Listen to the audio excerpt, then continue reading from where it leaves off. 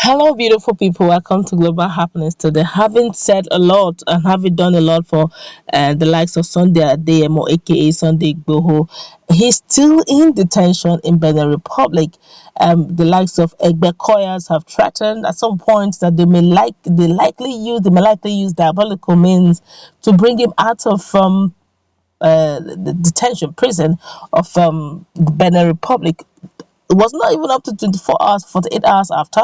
There was a 6 month extension of which the lawyer explained that if during investigation and all that processes of court hearing and it has not been concluded, they usually will give 6 months extension, which is one of the reasons why they have another 6 months extension for his case. Right now, the likes of Sunday Igboho have decided to take this final move over his condition. Before we go into the news proper, to find out what it is, like and subscribe to our channel by clicking on the red subscribe button. Beside it, you will see a bell notification icon. Please go ahead, click on it to get notified as soon as we update our channel on YouTube. While the Yoruba Nation agitator Chief Sunday Adeyemo, popularly called Sunday Igboho, has filed a $1 million suit against Republic of Benin before the Community Court of Justice, the Economic Community of West African State, Ecowas, as cost of general damages for each day he has spent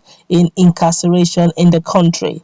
Igboho, through his lawyer, Mr. Tosin Ojaomo, also asked for a declaration of court that Benin's action regarding his unlawful arbitrary arrest and detention, violating his freedom of movement, his right to an unbiased trial within a reasonable time, violated his right to dignity as a person.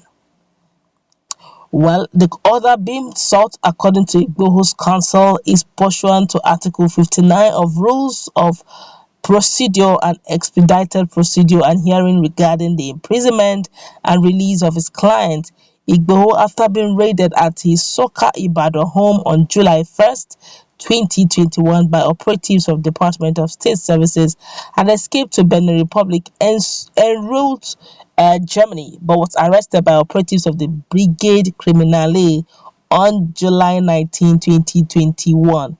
Ojaomo, in the application dated February 10, 2022, sought for an order for the immediate and unconditional release of Igboho along with his Nigerian passport, pending litigation and determination on damages.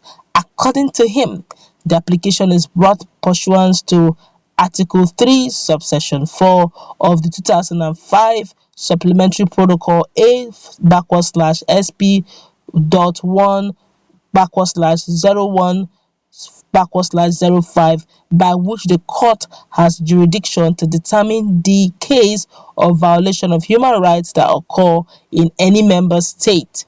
He added that Article 11, Subsection 1 of the 1991 Community Court of Justice Protocol, that's A/P.1/7/91, by which cases may be brought before the court by an application addressed to the court registry, the reverse treaty of Economic Community of West African State, Ecowas Treaty, Articles 56, Subsection 2 and 57, the African Charter on Human and People's Rights, the Bajor Charter, Article 1, 4, 5, 6, 7, 12, Subsection 1, 12 subsection 2, 12 subsection 3, and 17 subsection 2, Article 3 subsection 2, subsection D and 3 of the ECOWAS Treaty, Article 2 subsection 1 of the ECOWAS Protocol A/P.1/5/79 relating to free movement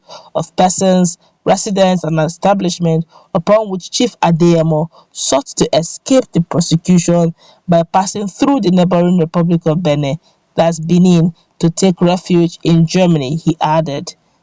This is quite interesting. Now, let's still continue with what he said. According to him, while imprisoned in Benin, Chief Adeyemo's lawyer filed a lawsuit on his behalf in Oyo State High Court, seeking damages against Nigerian Attorney General Abubakar Malami the State Security Services (SSS), and the Central Bank of Nigeria (CBN).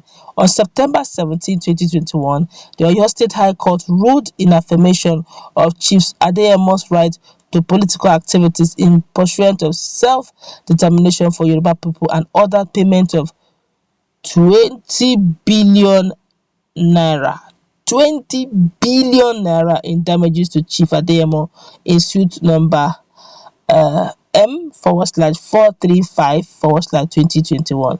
Wow, this looks like a win-win for it looks like a win-win for Adeyemo. Talk about going through the legal process. Quite an interesting one. But the question is, will the federal government pay that money? 20 billion is not it's not a small money, really. But then the federal government have the capacity, 20 billion.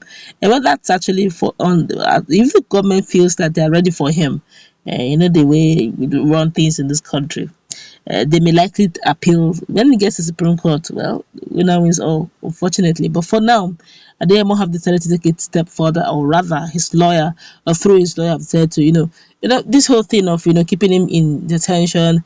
Is he guilty? Is he not guilty? Keep perambulating, buying time, bidding time. His time is going.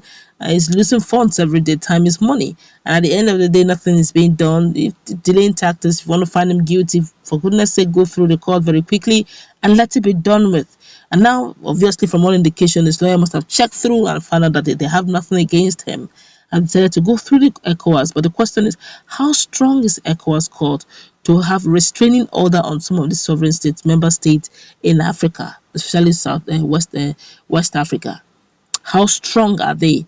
Giving orders. It's one thing, like in Nigeria, it's one thing to give orders, it's one thing for the orders to be implemented, the court orders to be implemented. The case study of what is happening in the case of Mazi Nnamdi Kanu, where it has to take Justice Binta Nyako like 2-3 times for some of his court orders to be implemented, of which even at that the DSS had to debunk, saying that they did bring some clothes, but he said he wanted a particular type of clothes, of which Mazi Nnamdi Kanu said, well, they tried bringing some clothes for him, but they didn't allow him to have access. So you just see, that round parabolating, tactics.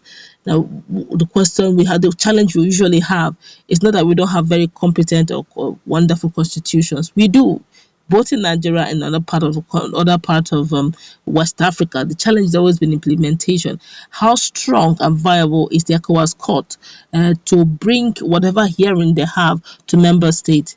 Well, it's a good one. I'm sure right now Sunday Igboho is feeling, well, I won't say he's feeling down, but the fact that the Ecowas have shown solidarity at some point, the likes of Professor Adebanjo, Akintoye rather, Professor Akintoye also showing solidarity. It's heartwarming for him.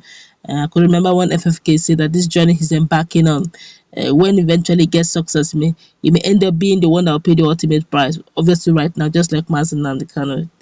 For Mazi Nnamdi Kanu, has quite a lot of persons, but in just recent time, we heard that one of his aides went down, unfortunately.